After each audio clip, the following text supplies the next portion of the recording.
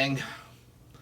It's been a while. I was trying to recuperate from my trip before I put out the trip report.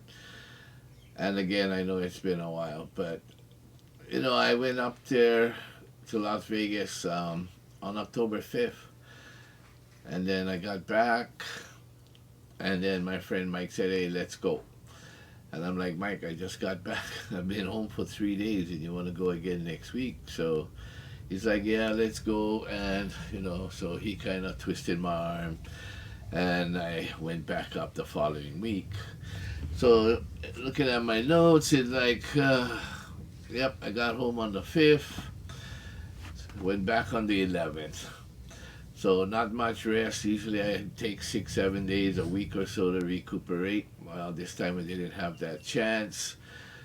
Got home, turned around, packed up, went back to Vegas on the 11th. So anyway, finally got the trip report together. Short, sweet. I don't make really long trip reports. Anyway, so we got back up on there on the 11th. We probably landed around 7:15 or so in the evening, Las Vegas time.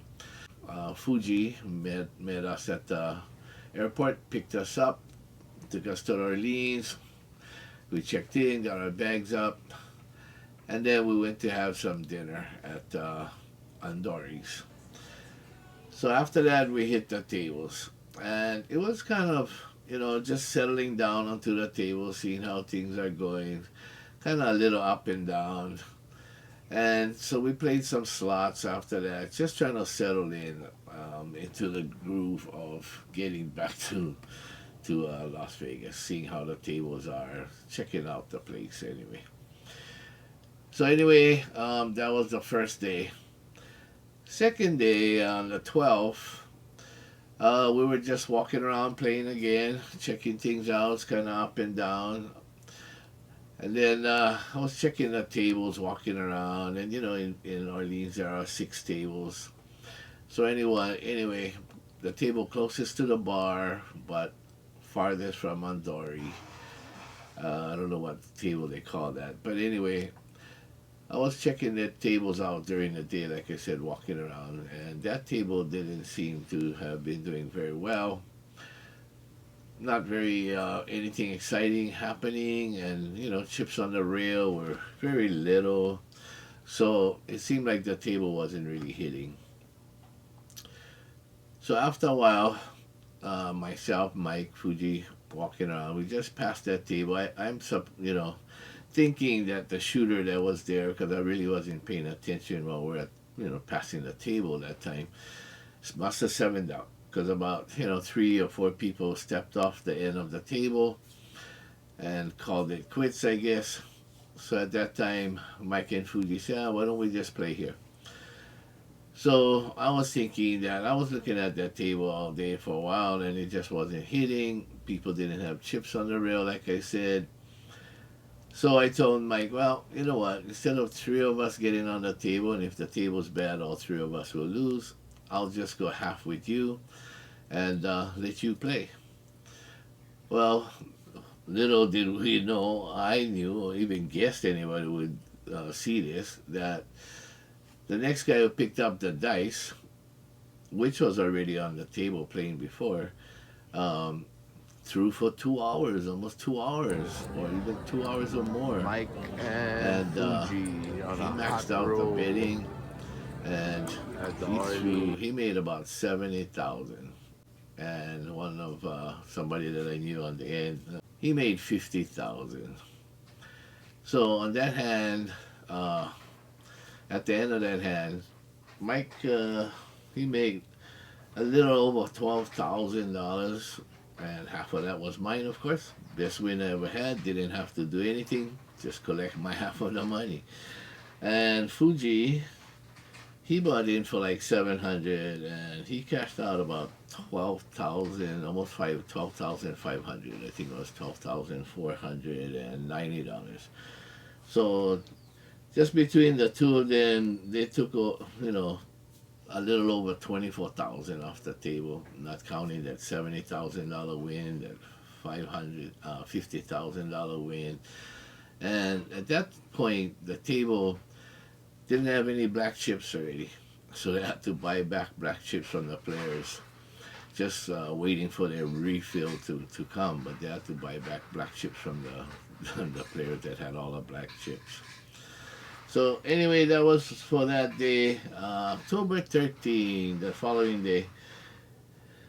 The tables were kind of up and down, a little choppy. So we ended up playing a little while. Then we decided to go play some slots. So what we did was each of us put in $100 of our own. But instead of putting it all together, because we're all trying to make our tier credit scores, we each played, our own machines. Then if we won, we'd split the money three ways. And we did pretty good at that. Sometimes we had, our $100 back plus $50 more, or $100 back, and sometimes $100 to $200 more.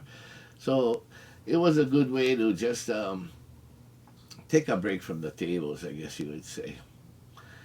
And then I think it might have been the 14th or so, the day of the 14th. We came back on the 16th. So I would say maybe the 14th, day of the 14th, or 15th, something like that, or 15th.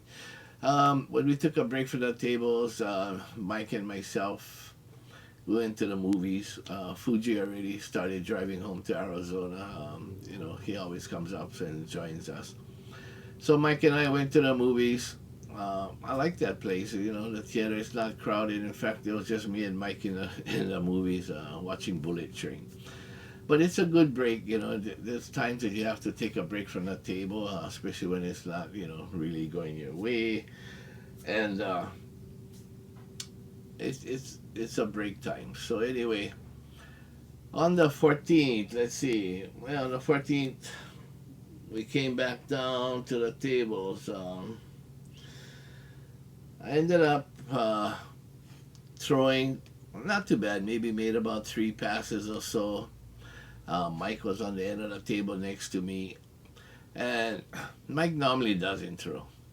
But I guess he had a feeling that he was going to be able to throw, and picked up the dice, and he threw like 50 plus rolls, because the guy at the end of the table had a counter, but he was only counting scoring numbers, right? So not horn numbers, just scoring box numbers. And he told Mike he threw about 50 plus rolls.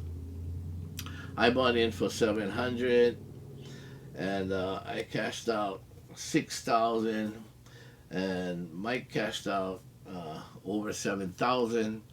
Mike hit the 9, the replay bet, 4 times. He made the 9 4 times. So that was a good win for us, because $5 paid $2,500.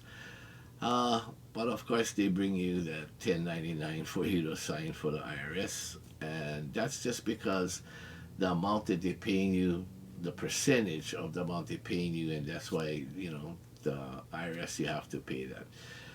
Every time there's a proposition bet that pays over a certain percentage, I think it's like 300 or 500, the IRS wants their cut. Other than that, you don't pay taxes on the crap table, no matter if you won $100,000, but it was not a proposition bet, you wouldn't have to pay taxes. Okay, so that was that day. October 15th and 16th, that kind of early morning, late night 15, early morning 16, when we were leaving. The tables were still just choppy.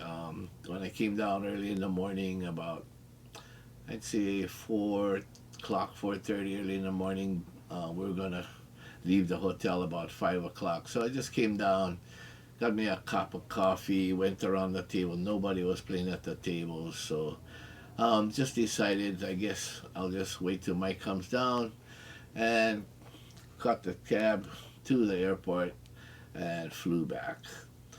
So anyway, just a short trip report.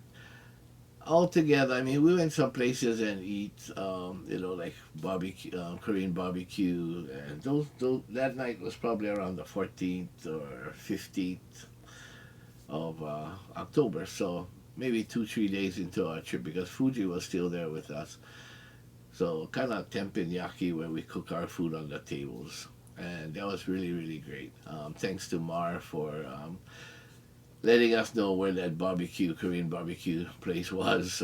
We didn't know where to go, so Fuji called Mar, and she directed us to this Korean barbecue. Thanks, Mar. So anyway, that's my short trip report. Altogether, between Fuji, Mike, and myself, we took, I would say, over 35,000 off the tables that week, closer to 40,000. So anyway, that's the trip report. Thank you very much for your subscribing and supporting the Craps Hawaii channel. If you're not part of our Craps Hawaii Facebook group, go ahead and look it up. There's only 2 questions to answer now. Actually, 1 question, and agree to the admin rules, and you'll be right into the Facebook group with the Craps Hawaii family.